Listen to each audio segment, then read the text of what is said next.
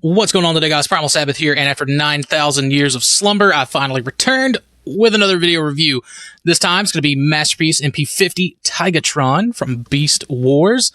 Of course, really excited with this one. More excited than I thought I was going to be. That typically is how it kind of turns out. It's just how it happens whenever these newer masterpieces hit my hands. I'm like, it's going to be whatever. Either it's a repaint or it's this or it's that. But I ended up getting to mess with it, and it's a lot of fun. I thought Tigatron was going to bore me. I was expecting just MP Cheetor 2.0, bigger, beefier, stronger, better, faster. Maybe not quite as fast, but I was pleasantly mistaken. I was wrong. I'm glad that I was wrong. This definitely feels like its own figure, despite sharing a lot of the same design cues as Cheetor. So, anyways, let's go ahead and get into it. As do all masterpieces, it comes with a box, and you get instructions. Pay attention to those so you don't break your stuff. If you can't decipher them, I have a transformation video that's going up alongside this one, so you can check that out. And, of course, you get the nice character card. Big fan. Obviously you get all the stuff, but the front of it evokes the original Japanese character cards, and I love that callback. It's really awesome. But I'm starting to these plastic covers are going to cost me, and they're not really super displayable currently like they would be in a binder, but that's okay. And you can see he is a Cybertron and/or Maximal Polar Scout. So for all you keeping track of that out there. So, anyways, you get all that. Let's get this out of the way. This is nonsense. Box stuff. I don't know where I'm going to put it. Just drop it. There we go. And let's focus on accessories first. All except for one of these accessories is for robot mode. So, let's just go ahead and get into it. We'll do the beast mode one first. It is going to be this clear piece. If you want to use him on your stand, any of the masterpiece stands that have come out, and what you do is you're going to fold it this way. There's two little kind of slanted clip pieces in there, and there's these slots, and they're basically just going to clip onto those slots. And there you go. You can have him pouncing on stuff on a stand if you want. It's not for me personally, but if it's for you, that is great. That's your only beast mode accessory.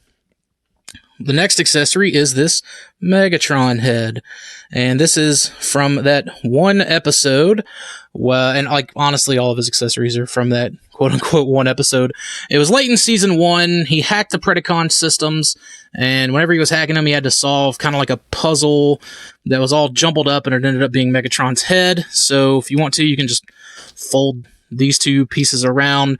It's nothing crazy or intricate, but it's still cool that they decided to do it. And then obviously you can have him solving the puzzle. No Predacon symbol right there. I'm sure that would have taken away from the deco budget, or I guess added to the deco budget, but it is painted up very nicely. It does not go on Masterpiece Megatron's head, and I don't know if this rotates. I don't think it does. I don't think that's practical for it to rotate, but anyways, you have that, as an option. It would have been neat if maybe this could have found a way to also rotate, but I'm really asking for too much for what's just supposed to be a little danky accessory. From that same episode, you get this piece, this long wiry piece. Again, he plugged it into the Predacon's systems or whatever, and you can, let's get him up and close and personal. Zoom in. You can see there's a little slot right there that this just plugs right into, and it's nice, and it's flush, and it fits, and there's literally no complaints. And anyways, you can have this do whatever, plugged into whatever, however you want. And while we're here, one of the faces that he comes with is actually meant for this accessory. It's the only one with blue eyes.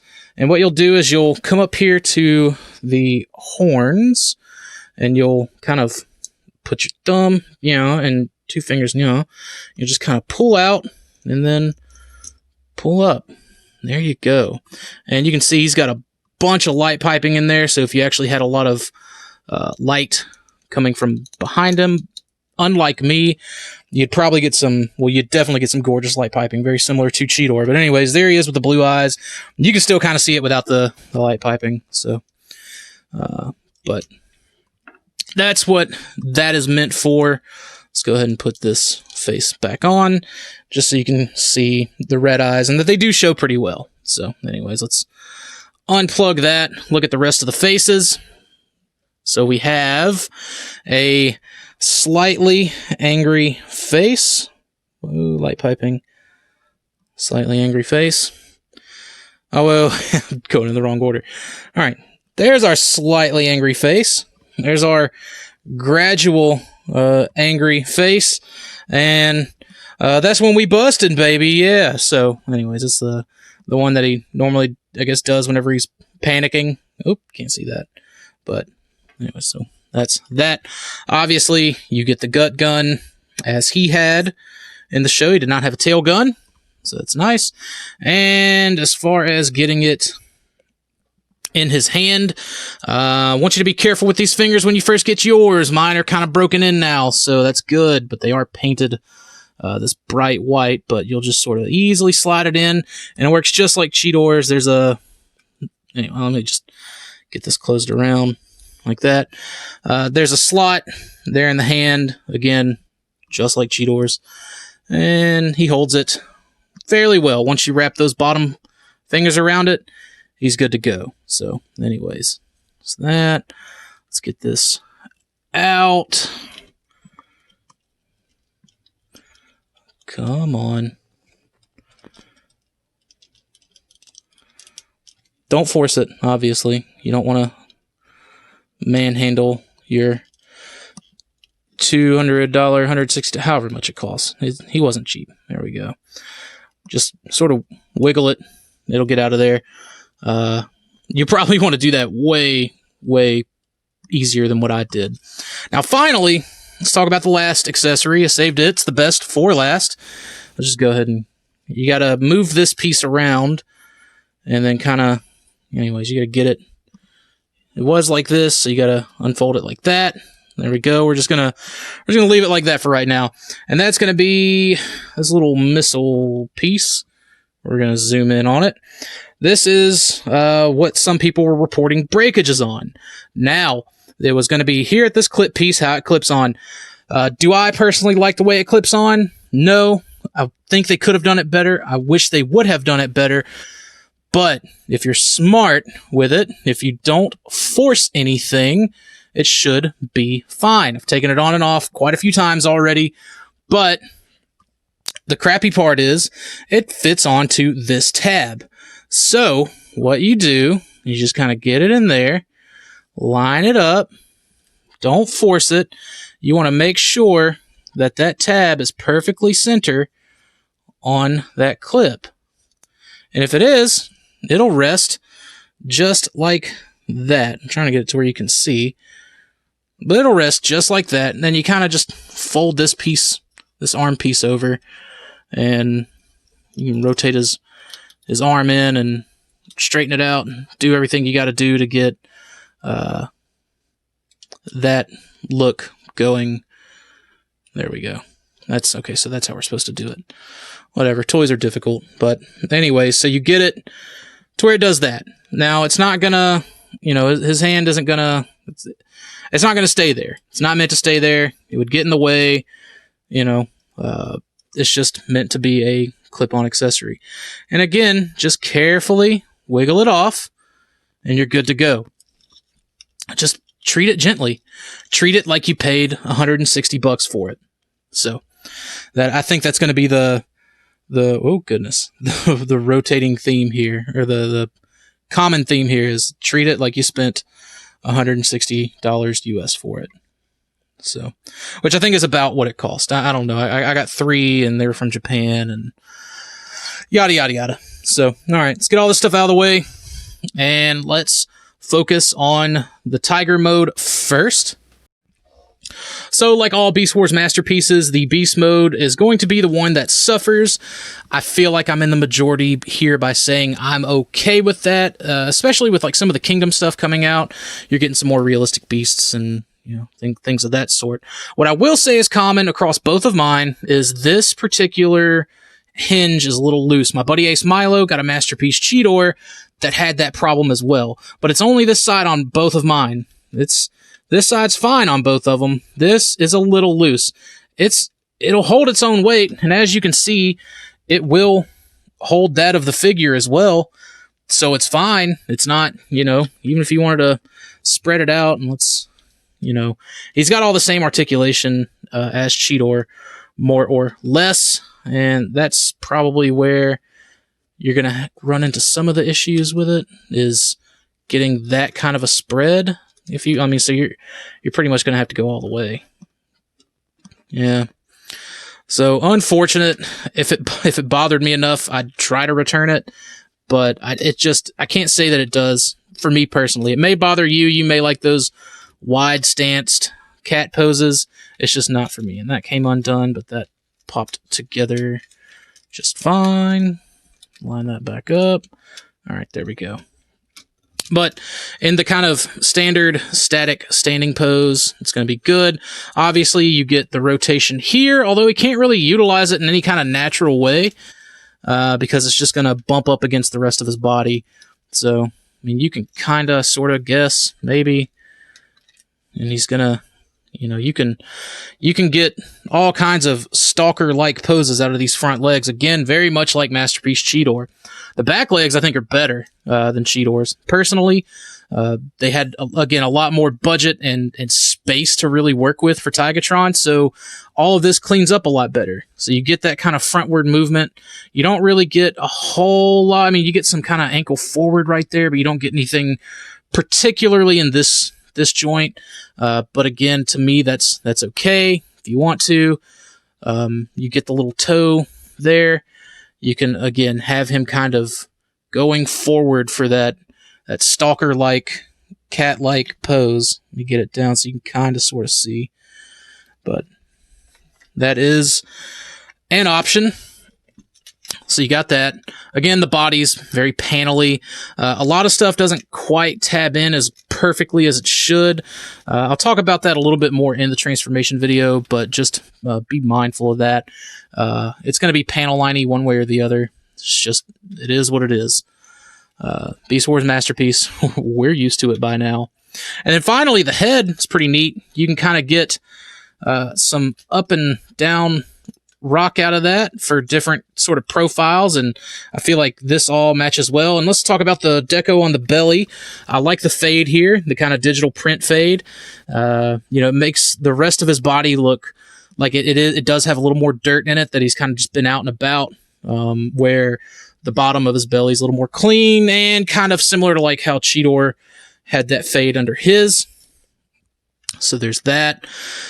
You can kind of get a little bit of wiggle. It's not as good as Cheetor's, I'm going to be honest, but so you got that, and then you got up like that, and then you can kind of get a little down-ish sort of. But anyways, that's more or less the only two you have to work with there. So bear in mind, and obviously the jaw can open, and if you want the eyes to move, something for transformation, you just get in there and you move them around with your fingers. I'm not going to do that because I just don't want to reposition the eyes. It can be a little bit of a pain. So, have fun with your toys on your own time. Now for Cheetor, that's something else, the tail.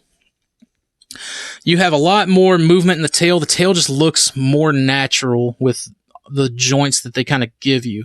So you have a rotation here, and you have a rotation here, and then you have two double hinges. So, one double hinge and then a single hinge. So you're able to get a lot more just organic looks out of the tail, where Cheetor, like, this is about as organic as that tail looks, which kind of sucks. But since Cheetor's here, let's go ahead and get Tigatron kind of standing up for a big cat, little cat comparison. So there we have them. And again, Cheetor, I have his neck pulled out. You can push that in, but anyway, I like it. I like it this way. This is how I like it. So obviously a lot more buttoned up than Cheetor was. Again, Cheetor, you get the feet and all the stuff showing on the back of the legs there, where you do kind of get it with Tigatron there with the green, but it is pretty well cleaned up. So I do like that. I do like the way that these two look together. I like how different transformation wise Tigatron is. It's just a lot of fun. So anyways, that's the only comparison I had. If you want to see them with a bunch of other Tigatrons, you can check my Facebook page, Primal Sabbath. So now let's take a look at the robot. So here's the robot mode. Here's where it really, really and truly does shine. Again, you're going to get a lot of the same articulation points out of Cheetor. The hips aren't as articulate. You can get the full movement that way if that's what you need. Then obviously you kind of got to move these pieces around.